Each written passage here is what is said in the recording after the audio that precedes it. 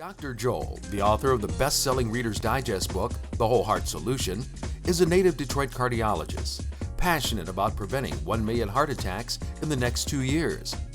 With his unorthodox approach to health that many call of today because of its more natural therapies, he's been given the title of America's Holistic Heart Doc. Dr. Joel has been a doctor for more than 30 years. He is a graduate of the University of Michigan Medical School. He trained at Parkland Memorial Hospital in Dallas and was the head of preventative cardiology at the Detroit Medical Center and Beaumont Hospital in the Detroit area. When he's not practicing medicine, you can find him speaking all over the country and spreading health messages at his family's new natural restaurant in Ferndale, Michigan, the Green Space Cafe.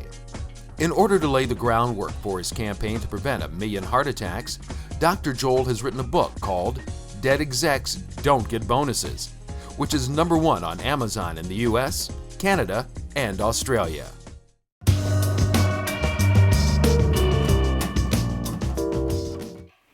Well, I'm really excited to bring you today a good friend of mine and a real warrior for health in this country, Juliana Hever, who's a product of Southern California, but has really a platform all across the United States in writing and TV and YouTube. And if you don't know her already, you'll get to know her today and see how special she is. So thank you so much for being here. Thank you so much for having me, Dr. Joel. Good, because you've taught me so much, and I know today you're going to teach so many people out there so many skills that we need to have. It's a tough world out there. It is. We've got a lot of work to do. We're talking about eating. It seems so simple, but we're going to see. There's a lot to cover. So I know that I've explored this a little bit. We've got a lot in common, actually, even though I live on the other side of the country. And the same book inspired both of us to kind of take a path, me as a cardiologist, you as a dietitian, and that was John Robbins' book, A Diet for a New America, which been out there for a little while. How old were you, and when did that happen to you? Yes, I was a teenager when I stumbled across the book, and when I was reading it, I was in shock of the information that I was finding out about how our food ends up on our plate. And when I learned about the systems that were in place, I just didn't want anything to do with it. I didn't want to contribute to all of that, but I didn't know what that meant. So I basically just tried to stop eating animal products, but then what do you eat? So I was eating rice cakes and fruit rolls and Diet Cokes and not a healthy diet. So it took me a long time and many years on my journey to now where I'm so confident that this is not only the best for the environment, but it's also best for our bodies. And I love it. And it's changed everything about my personal health and the way my clients respond in their health, and their outcomes are just incredible. And I'm sure they feel great. I was studying cardiology in Dallas, Texas. I had barbecue joints all over the place. And I also came across that book, and as everybody's heard, you do not get much nutrition education in your medical training, but that book just laid it out for me, and it just kept me on a journey that I haven't even ended yet. I'm still reading all the time, and really got me studying what's the best for the human body, and we're going to talk about that. But I know we also share a love of Italy. Neither of us are really Italian, but I mean, yours came about on, I think, a cruise? I've always loved Italy. I've loved Italy since I was a kid. Like I'm, what do they call it? Like an Italophile or something? There's something when you're like obsessed with Italy. But yes, and then yes, I've loved everything about the food, everything, the culture, the fashion. My parents took us there, me and my sister, when we graduated from university, and we had this incredible trip, and I just fell in love. Wow, it's a wonderful place, and of course there's so much beautiful food that comes out of there, and colorful food, and a lot of people call that the Mediterranean diet, of which something you're very expert on, aren't you? Yes, I am now an expert on the Mediterranean diet. Yeah, I know, because your writings are so well researched, and again, they teach so many people, but you've put together so much hard work in your new book, The Vegetarian Diet. Probably a word most people have not heard. You've made up the word, right? It's a fun word. It kind of trips over your tongue, but it's fun to say. So it's basically a hybrid of a vegetarian and a Mediterranean diet. Perfect. As it sounds, yeah. And just love the colors and all the bright food items on the cover. But tell us, I mean, we're hearing a lot about the Mediterranean diet for a number of years, but really right now the U.S. government came out with guidelines and said vegetarian and Mediterranean diets are two of the most preferred diets in America. You anticipated that and put them together for everybody. What's somebody going to learn about how to eat breakfast, lunch, and dinner in this book? Right, I mean, that's what I was trying to figure out, is why the Mediterranean diet is considered the gold standard in the research, whereas we're seeing so much incredible, really compelling data coming out of the plant-based research that's been growing for decades now. So I wanted to figure out, well, what's the difference? Or are they similar? Or why are they both so effective? And one of my biggest conclusions from all of the research was that a Mediterranean diet is essentially a plant-based diet. from the get-go. If you look at the traditional Mediterranean diet patterns, it is primarily whole plant-based. Okay, so anybody that's not familiar, plant-based diet, the majority, or it can even be anything you eat, comes from a plant, not necessarily an animal. But plant-based means it's going to be real strong with plants, Mediterranean, right? Exactly, yes. Wonderful. It's based on vegetables, fruits, whole grains, legumes, nuts, seeds, herbs, and spices, and any combination of the infinite combinations there are. And then, of course, in the Mediterranean, they have this wonderful, all these different 18 to 21 different countries that border the Mediterranean, and they all have very distinctive cultures and flavorings and foods. So there's so much variety, and that's just in the Mediterranean. There's so much variety of plant foods that you could eat from all over the different cultures around the world. Yeah, and we've talked about plants quite a bit in the last few minutes. I mean, one of the neatest things that's come out in the science, and as a heart specialist, is how food is information. We don't usually talk about that, how food really is a medicine that can heal the body of almost any malady anybody has. You've seen that in your clients. Absolutely. It's amazing what you can do with just food. Right. And it's the combination of consuming really health promoting foods and also crowding out the health damaging foods that both have, it's like a synergistic effect of both of those different components. Yeah, kind of take the garbage out and put the good stuff in, and people do perk up really quickly. You know, heart patients that are having chest pain, within 3 weeks of changing their diet to, like you write in your book, chest pain goes away. I didn't believe it till I started treating my patients that way, and it's just, miraculous. Extraordinary. But it is really showing us how the human body is so able to heal itself and so optimistic if they'll just take educational advice like you put together so well. So, I've raised 3 kids, you have children, and so many people listening are. I think breakfast is a tough one. I mean, you're rushing, you got plans, the kids got to get to school. The easiest thing is grab Fruit Loops, grab Frosted Flakes, throw some milk on, and you're out the door. But we both know that's kind of like the bottom of the barrel in terms of nutrition, isn't it? Yes. Yeah. I wouldn't want my surgeon operating me to start the day with Fruit Loops. I mean, Right. I'd hope their brain was fed with something a little better. So I know from your work you've really talked a lot about smoothies and ways to get families to start the day with fruits and vegetables.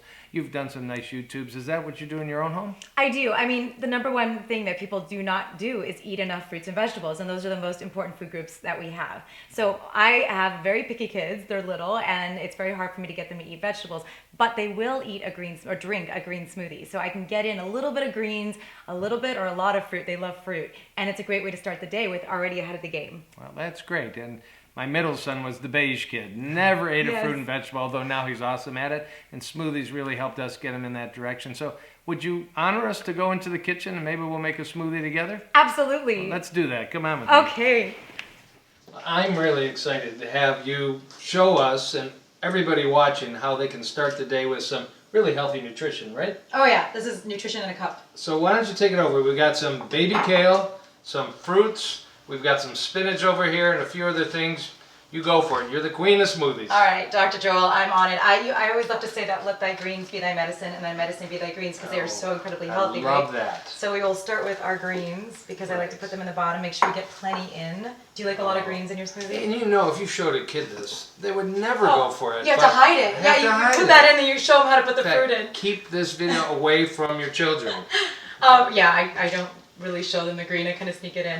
And then I like banana because the kids won't ever taste the greens. Right. The bitterness of the greens is cut by the banana. Super. And of course we get a lot of antioxidants, vitamin C in your strawberries. Again, bananas get a bad rap. They've got a little natural fruit sugar, but compared to a donut or a muffin, they're so healthy. come on, they're the Bananas greatest. are awesome. Put them in your pocket, take them anywhere. So Yes, I think fruit is nature's to-go food, the easiest to-go food.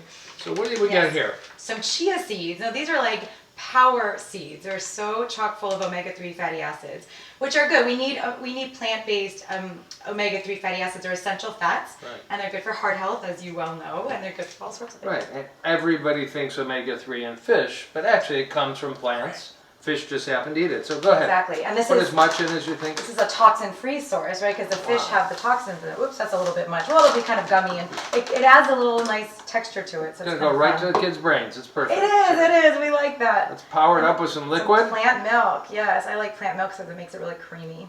Yes, this is a nice organic almond milk. Yes, that Ready sounds to go? delicious. Yes. Okay. You're Let gonna me do the see. magic and I'm the going to do the quick. The honors. I actually, at home, I call it.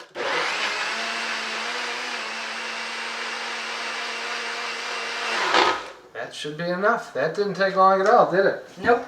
All right. I actually don't grind it that much. I like to make something. I call like it texture? I call it a chewy, because then I could Chewy I gotta flavor. work on it a little bit. And you know, when you actually chew vegetables and fruits, you get some extra nutrition out of them from what happens with a chemical reaction right on your tongue. So that's kind of a crazy thing, but you can think about that. That's So really cool. I'm excited. It looks pretty good. Cheers. Mm. Perfect. I think the kids would love that. I think so for sure. And I mean, they'd start the day just juiced up, energized, and the whole body working so good. Food is information. Yes, and it is health, and it's in a cup. Nutrition in a cup. Thank you so much. I think we really are going to make some kids really healthy. Good yes, deal. Yes, we will. Cheers Thank to that. To your health.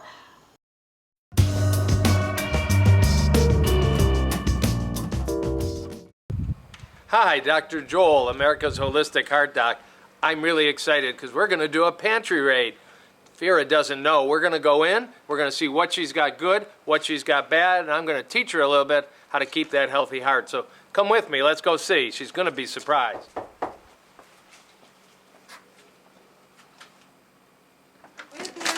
Hi. Hi. Dr. Khan, Dr. Joel, America's Holistic Heart Doc. You've been selected for a pantry raid. Really? Me? I'm looking in your kitchen today and I'm going to help you live healthier. Is that okay?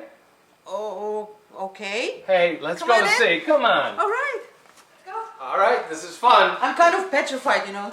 Well, you never know what you find. This is my pantry. Wow. Ta-da! Oh my God, we got work to do. Is it Yeah. okay if I... Oh, sure, go Well, ahead. thanks so much. Because what I'm doing is I'm visiting homes and I'm finding that it's so confusing for people to try and get through what's good, what's bad, what's good for my health. I don't get it anymore. My patients in my office are so confused. So let's go through some stuff. Okay, And let's when do I it. talk to my patients, I tell my patients there can be a prescription for death in your pantry and a prescription for life. So we're going to start with the deadly stuff first. Oy vey. Oh, it's going to be tough. So, I mean, I can't believe you have both Fruit Loops and Frosted Flakes. I mean, I don't see any little kids around. I grew up eating this stuff, like so many of us. But you know what? It's not food. This is Franken food. You know, Frankenstein. Okay, go ahead. Seriously. Yes. All right. Let's do it. Because you know, one of the problems in America is too much sugar, too much refined foods. You couldn't find a better example of what's wrong about starting a day with this kind of food. Right. So, I mean, we got to find something better. And I'm just going to take these right out. And sorry, Tiger, but you're gone. You know, the biggest problem is the sugar, the refined flour, but there's chemicals. There's so many chemicals in here. Prescription for death.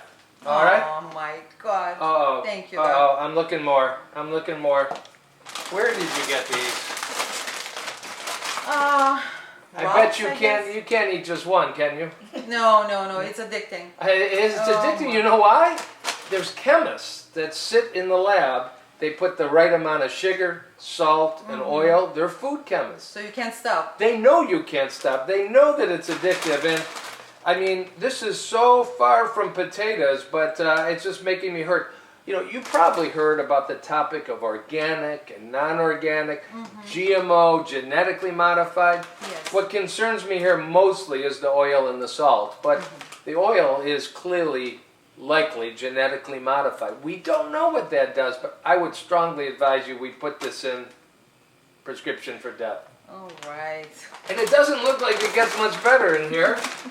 Oh my God, I don't think I've seen these since I was in 3rd or 4th grade. I love those. You do? Oh my God. Do you think you could live without them for a day? If you say so. Then maybe 2 days or 3 days? You know, I gotta take a minute. Unlike the potato chips, there must be 35 ingredients here. I mean, one after another. Refined corn, chemicals I can't pronounce, oils that are clearly genetically modified, and just so many calories. You know, in the last 25 years, do you think Americans are eating fewer calories a day or more calories a day?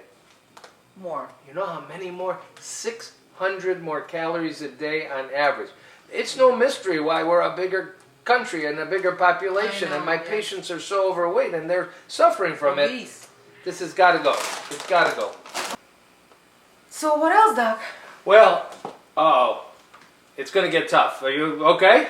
I'm strong, yes. Thank you, because I know this is about as American as apple pie. Please, I can't live without it. No, you can't live with it. This is Prescription for Death. Can I teach you something? Yes, sure. Okay, because we have to learn to read labels. And again, in my family, we struggle with this too.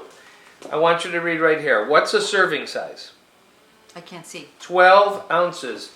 Little can. Not the big one. Little can. Uh-huh. It tells us how much sugar. Oh, wow. 39 grams. I want you to remember a little conversion. It's simple. 4 grams is 1 teaspoon. Okay. So just think about a small glass of Coke. It has 10 teaspoons of sugar. Wow. Okay, I want you to think for a minute. 1, 2, 3, 4, 10. You would never sit down and eat 10 teaspoons of sugar. Oh, You no. wouldn't. You wouldn't want your kids, you wouldn't want anybody to do it. But every 12-ounce drink of these kind of sodas, so we got to dump it. Yeah. Listen, I'll teach you how to drink water. I'll teach you how to drink unsweetened green tea. You're going to make it. You'll feel better. Okay. You know what happens when you give a rat an Oreo? It doesn't want to go for the cocaine water. It goes for the Oreo water. It's true. The sugar is so addictive. And the rats tell us they'd rather eat Oreo ground up into their water than actually even addictive cocaine. It's a study that was very famous last year. So I guarantee you, we can find better stuff. You're going to feel better. You with me? Right. Yes, of course. Okay, we're done. Thank This you. is the last hard part. All right, in Prescription for Death. All right, so let's see, what are we going to do? Let's start with snacks. We just threw away a snack. Yes. I see you've got something very nice in here. Raw walnut halves and pieces. Why are these so good for you? I mean, have you ever just opened these up and used a small handful as a nice snack during the day?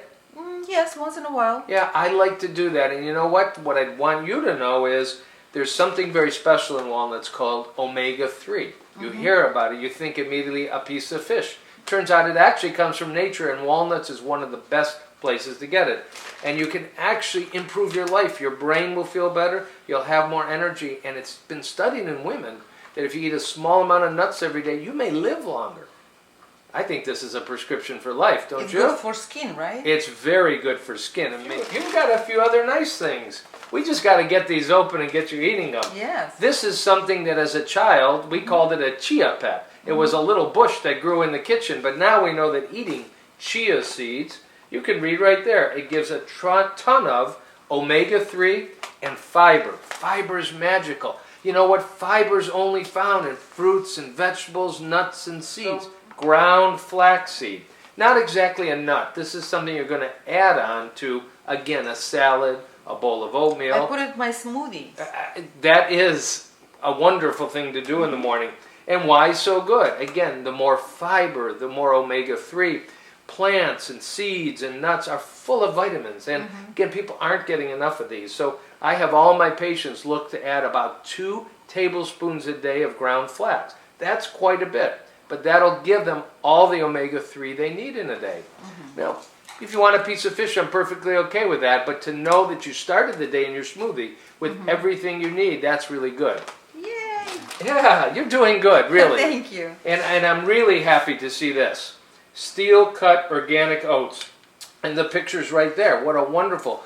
Maybe a smoothie isn't going to start your day every day.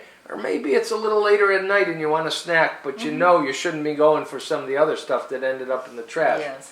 Oats remain just such a good choice. And, you know, you cook them up, particularly the slow cooking method, you're going to feel good. Now, do them with water. Maybe, have you ever made oatmeal with almond milk?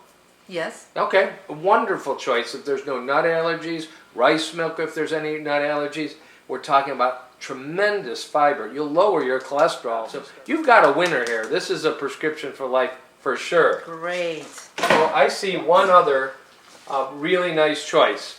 Because again, we're not about taking away and depriving. I want you to know what you got in here that really is a life-saving idea. And dark chocolate is a medicine. Nice thing to say. Tell your friends. You've got here, it says 73% cacao super dark. And I love that stuff. This happens to be organic, so we know there's no pesticides in here when it was growing. But dark chocolate, as a heart doctor, is one of my best friends. You know that it actually causes your arteries to relax. You can lower your blood pressure with dark chocolate. Now, clearly, do you think we should be eating a whole bar a day? I would. Yeah, I know you would. That's why I brought it up. That's my favorite. But I usually tell my patients, about a quarter-sized piece of dark chocolate is about where you want to limit it. So I would hope this would last about 8 days, maybe 10 days. But it's a really good choice when you say, I just am looking for something a little sweet, a little special. It'll actually improve your health. Yeah, it's one of the most powerful ways. So are we going to call this prescription for death or Health. prescription for health, prescription for life? I'm really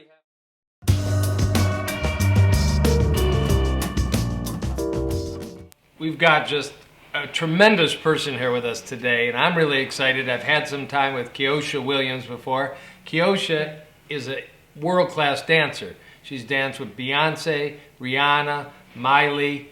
She's been in front of 100 million people on world TV, and really somebody who at a very young age has had just a tremendous career. And we've talked about how she's gotten that far. So welcome. Thank you for being here. Thank you for having me. And I doubt we have many people who've danced in front of 100 million people, but I'm just so interested. You're so young. You've got this composure and confidence, and you've kind of coached me a little bit about that because it must be nerve-wracking. You're not the only dancer in the world. Yes, I'm not the only dancer. It is definitely a nerve-wracking career path to be on. Yeah, and tell me, how hard do you work? I mean, this isn't easy. I mean, it's an everyday thing. It's a 9 to 5, just like everybody else. It takes constant training. It takes a constant focus, and you just have to be in it 100% all the time.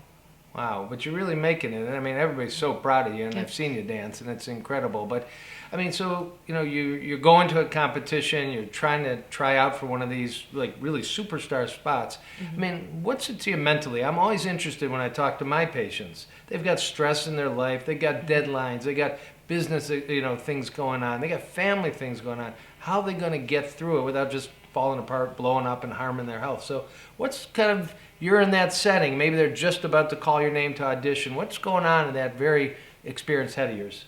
Well, the first thing you have to do is you have to make sure, it's funny, you have to make sure that you have snacks, you have to make sure that you have water, you have to make sure that you have a clear head, you have to be extremely well rested, you have to be prepared mentally to go into an audition before you get a job. One of the main things is once you get to a point in the audition when you know that you're actually a contender for a job, you have to really breathe. Personally, I get very nervous in auditions, more so than a performance setting. So one of the main things that I try to do is I try to drink a lot of water, close my eyes and breathe, and try to calm my heart rate, try to focus on what it is that I'm doing. And then I like to stretch a lot. I like to stretch, that way I can just clear all of my thoughts and focus on what it is that I'm doing. Yeah. So, I mean, I heard you say two really interesting things, and one is there's a statement out there that if you fail to plan, you're planning to fail. So Absolutely. You don't walk into that audition without it all kind of scripted. Exactly. Do you kind of visualize it even? Yes, you try to visualize it, but you don't want to set yourself up for failure and paint this picture in your head, and then when it's not that, you kind of shut down. But you definitely have to have at least some type of idea of what it is that you're walking into, or else you're completely blindsided, and it's nerve-wracking. But there's even a practical tip there. I mean, somebody who's struggling with their diet and their weight, if you don't plan to fail, you fail to plan. Bring your lunch, bring a snack, have a plan so that your chances of success are optimized.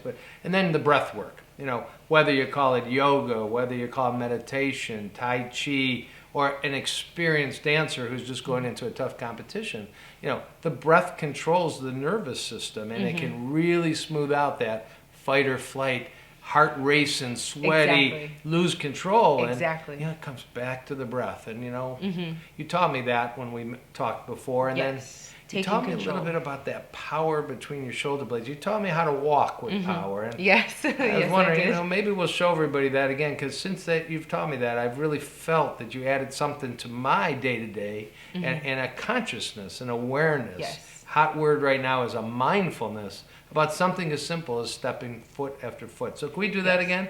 Yes, we can absolutely Come do with that. me. We're going to come Yes. over here. We're going to go take a walk. Okay, let's do it.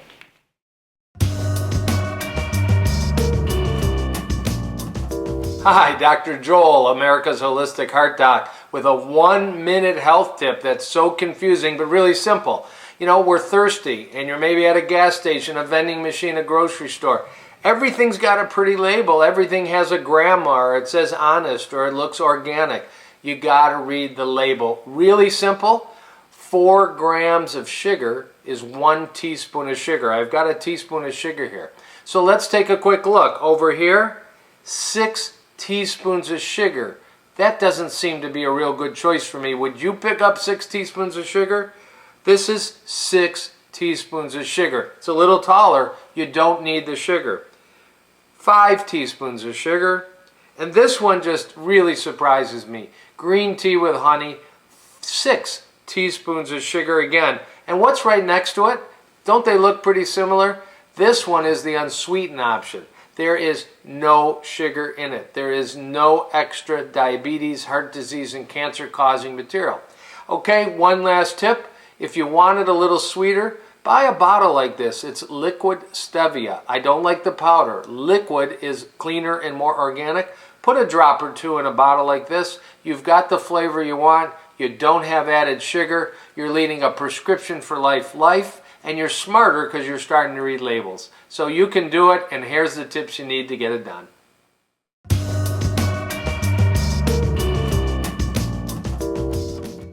Well, I am just honored and excited to have a really good friend and sort of a superhero of mine, Rich Roll, as a guest today. For any of you that don't know, Rich will tell us a little bit, but he was an entertainment lawyer who wasn't exactly following the healthiest path in life. And at age 40, kind of had this epiphany that led to a change in his life, known all over the world as one of the fittest and healthiest people in the United States and the world, and has produced a book that we're going to talk about. So thank you so much. Thanks for having me, Joel. It's great to be here. Yeah, I mean, and I say this with sincerity, as a physician, as somebody treating patients who, you know, is challenged by getting people to take that first step towards health. Your story has inspired so many. When I read your book, I said, you know, this is my top kind of inspirational fitness book I could ever hope to read. So just thank you for touching so many lives. Thank you. I appreciate that. And yeah, the first step is the hardest step. It's the most important step, but it's one you're not going to be able to circumvent. You got to take that first step. I mean, you know, you have to be desperate. There's people out there that maybe aren't in that situation where at age almost 40 you couldn't climb the flight of stairs without getting short of breath. Do you got to wait to get where there's no option, like you kind of felt you had? Well, I will say that pain is a very good motivator. And in my personal life, pain has really been the one thing that's gotten me to change my errant ways. But as I'm fond of saying, if your elevator is going down, you can get off at any time. You don't have to be suffering. You don't have to hit that floor or that bottom before you implement a positive change in your life. You have that choice and that power at any moment in your life. Wow. So you had extra weight on you, you're working hard, you're raising a family, you're eating, from what I've read, pretty crappy. And then you just kind of had this moment. And I mean, your wife, Julie, I've had the pleasure of meeting. I mean, was there a conversation where you said, look you've been right and I need to go there?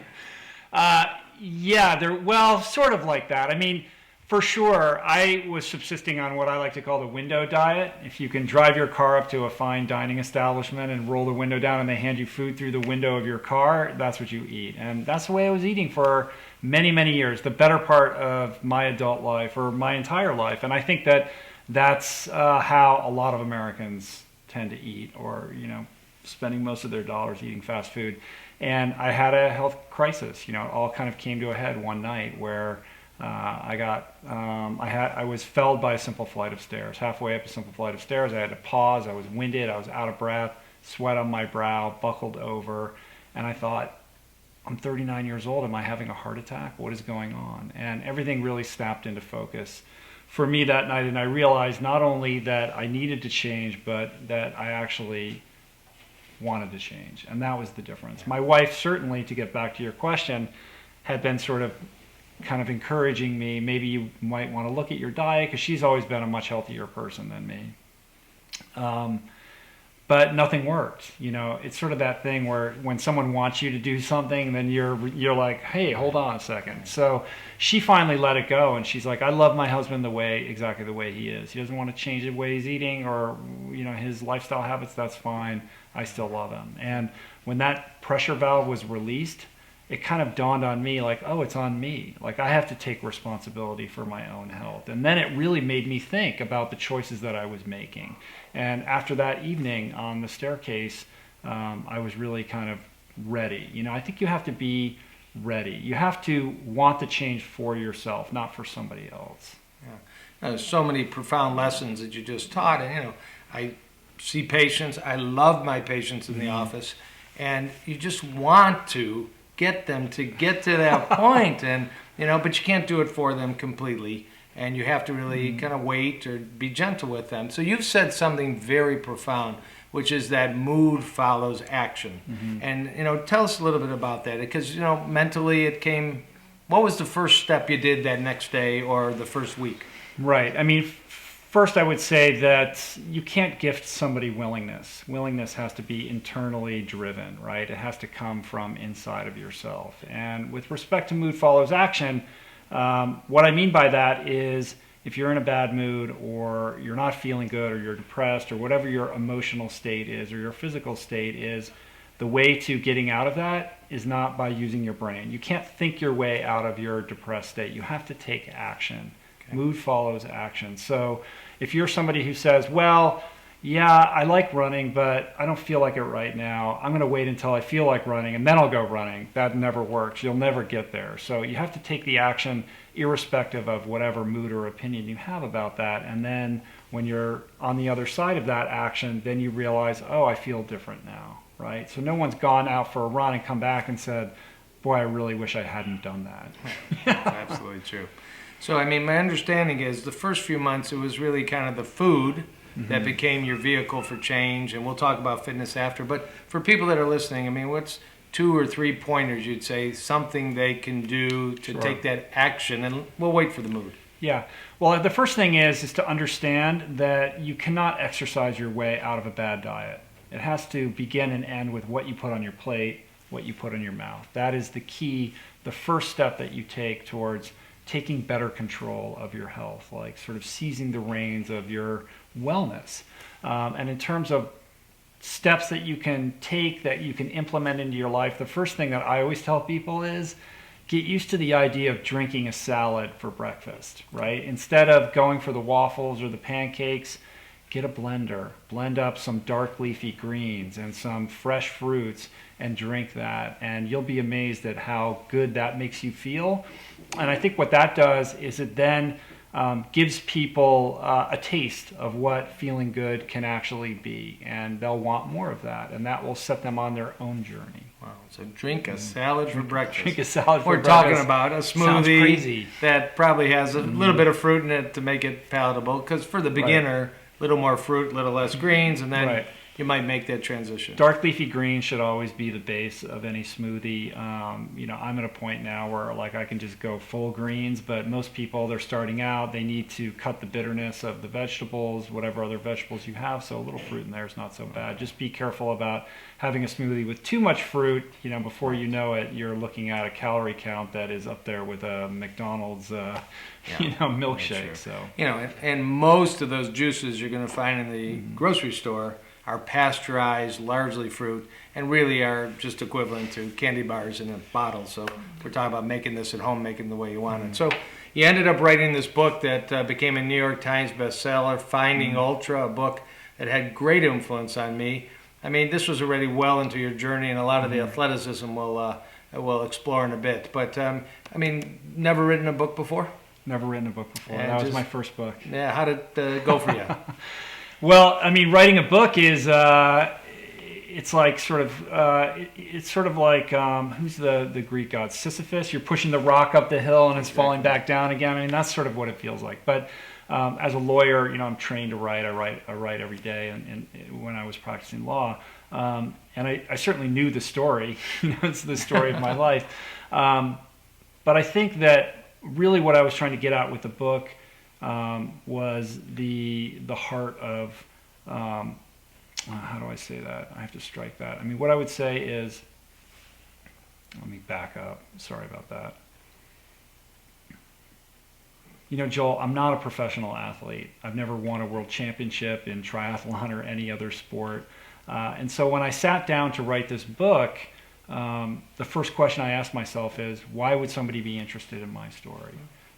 Certainly there are other athletes out there that are more accomplished than I am. There are other vegan athletes out there that are more accomplished than I am. And as a matter of fact, Scott Jurek was writing his book at the same time I was writing mine. Why would you read my book when you can read his book? And I realized that the only way that my book was going to work was directly proportional to the extent to which I was willing to be vulnerable and talk about my struggles and be willing to share certain things and aspects of my life that maybe I'm not so proud of, in the hopes that people could emotionally connect to that and relate to that. And I think that's why the book has struck a chord with people. Such a great gift you gave so many people. So why don't we take a walk outside? We'll talk a little bit about some of these unbelievable athletic abilities and fittest top 25 in the world, and we'll do that outside. It's so beautiful here. Sounds good. Let's take a walk. All right, cool. I know there was that crazy day you went out for a run, and I mean, not all of us are going to be able to do what you did, but just real quick, what was that like? Well, anybody who's a runner may have experienced one of those days where you're just in the zone and you feel like you could just go forever. And this was one of those days. It was a day that I was only going to go out and run for like an hour, and I'd only been running for maybe 3 or 4 months of training. And I just felt like I could keep going. I just didn't get tired. And I ended up running about 24 miles that day. And that experience really is what fueled this idea of the potential of a human body. Like, I really wanted to see what I was capable of, because I had abused myself with drugs and alcohol and terrible lifestyle habits and terrible diet for most of my life. And yet in just a couple months, I was able to turn everything around and feel completely different and feel strong again. And I thought, wow, if I could do that in just a short period of time, what would happen if I really tried to test my physical, mental, emotional capabilities? Well, you tested it, right? Because, some people don't know, your first big race in Ultraman, like 300. I was the slowest kid in 5th grade in the 50-yard dash. So, I mean, what you're talking to people all over the world. I mean, what's the kind of basic fitness program you think a person needs to get optimal, or if not optimal, adequate health and vitality? Well, I think that certainly nobody needs to go out and do Ultraman.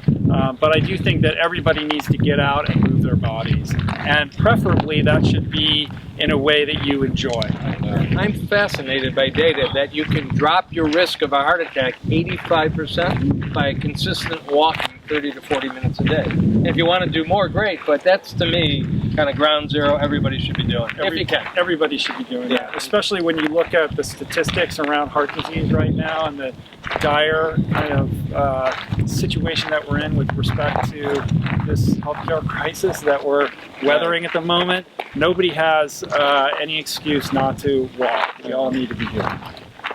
So, Rich, thank you. I think we've really shared some great information with people, and take it, stand up, do a little walking, and Finding Ultra with a new book coming out, The Plant Power Way. Be sure to check it out. Thanks, Joel. You bet, Rich.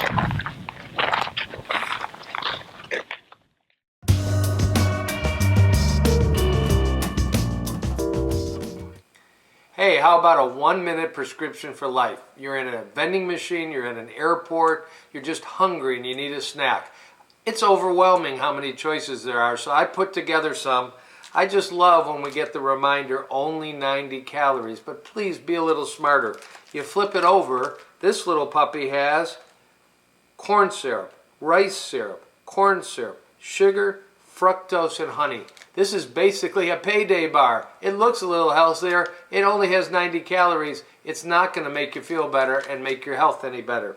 Then you get some little nice ones like this that I really like because there's only 2 ingredients. This happens to be nuts and fruit. No preservatives, no additives. There's sugar, but there's no added sugar. And you need to read the label and figure that out.